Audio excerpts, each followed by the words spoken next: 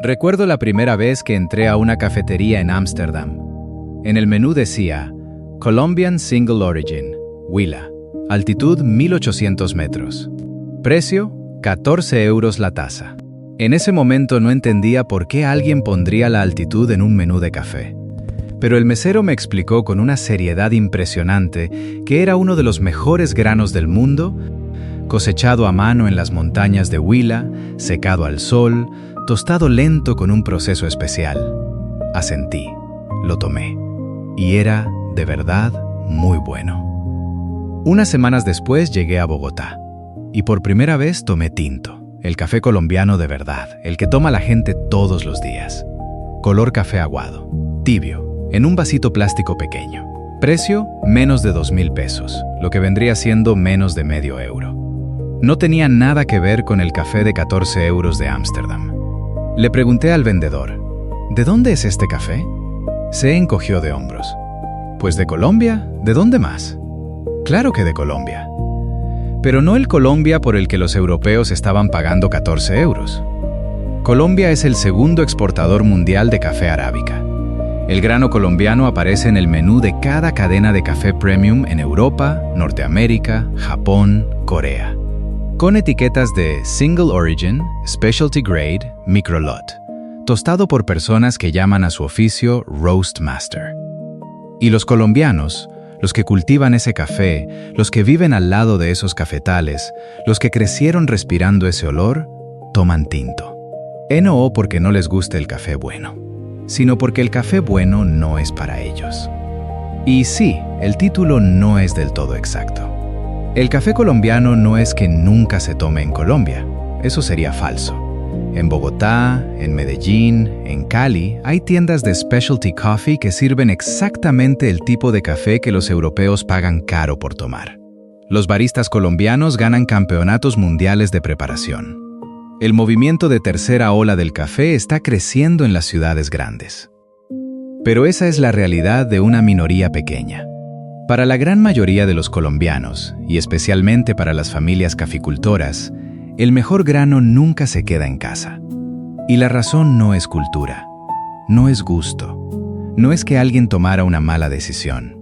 La razón es matemática, una ecuación muy simple que, una vez que la entiendes, ya no puedes ver una taza de café igual que antes. Imagínate que eres un caficultor en Huila, a 1800 metros sobre el nivel del mar. Después de cada cosecha tienes dos tipos de granos.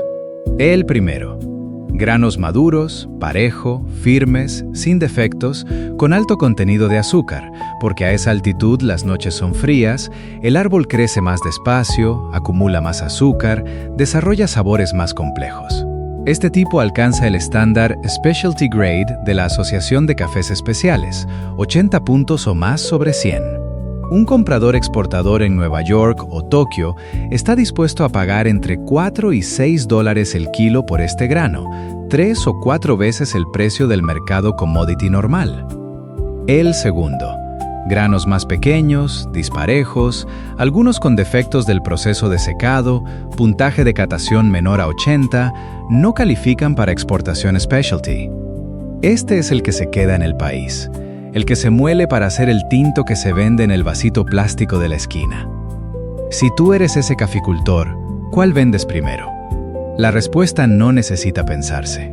Vendes el bueno al que más paga.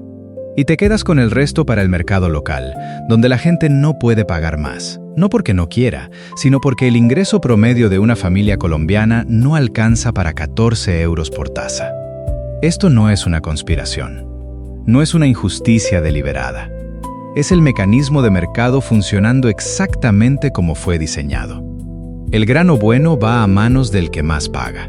El resto va a manos del que puede pagar lo que puede. No.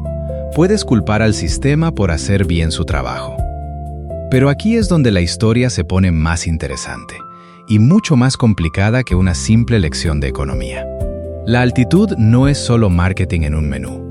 El café arábica cultivado entre 1200 y 2000 metros de altura atraviesa un proceso fisiológico completamente distinto al del café de tierras bajas. A mayor altitud, las temperaturas nocturnas bajan, a veces hasta 10 o 12 grados centígrados. Ese contraste térmico entre el día y la noche alarga el proceso de maduración del grano. En vez de madurar en pocas semanas, el café de altura puede tardar varios meses en completarse.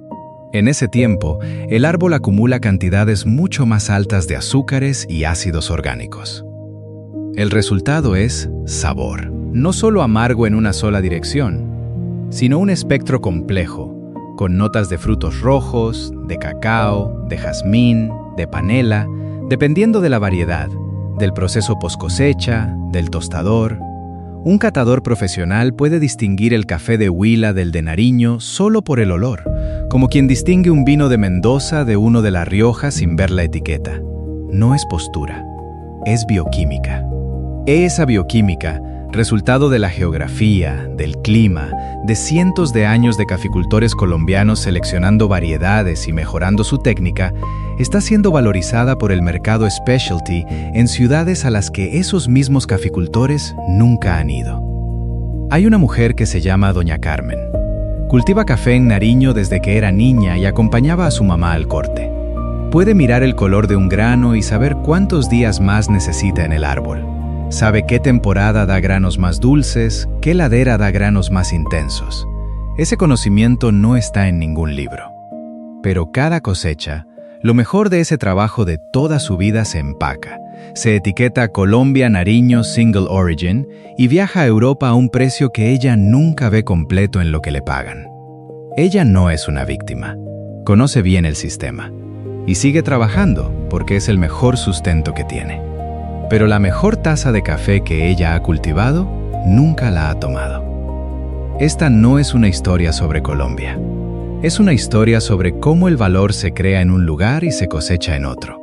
Un mecanismo que opera en casi todas las industrias de materias primas del mundo, del cacao en Ghana, al camarón en Vietnam, a las flores en Kenia. El que produce lo mejor raramente es el que consume lo mejor. No porque no lo merezca, sino porque el mercado global no fue diseñado para distribuir valor según el nivel de contribución. Fue diseñado para distribuir valor según la capacidad de pago. Y la capacidad de pago no es pareja. Nunca lo ha sido, en ningún lugar. Cada vez que tienes una taza de café colombiano en la mano, ya sea en Bogotá o en cualquier ciudad del mundo, y miras ese color café oscuro adentro, hay algo que vale la pena saber. El sabor en esa taza es el resultado de una geografía que no se puede copiar, de un clima que no se puede mover, de las manos de personas como Doña Carmen, que conocen el cafetal de una manera que no se aprende en ningún lado. Lo que estás tomando no es solo café. Es la distancia entre quien crea el valor y quien lo pone el precio. Y esa distancia, una vez que la ves, no desaparece.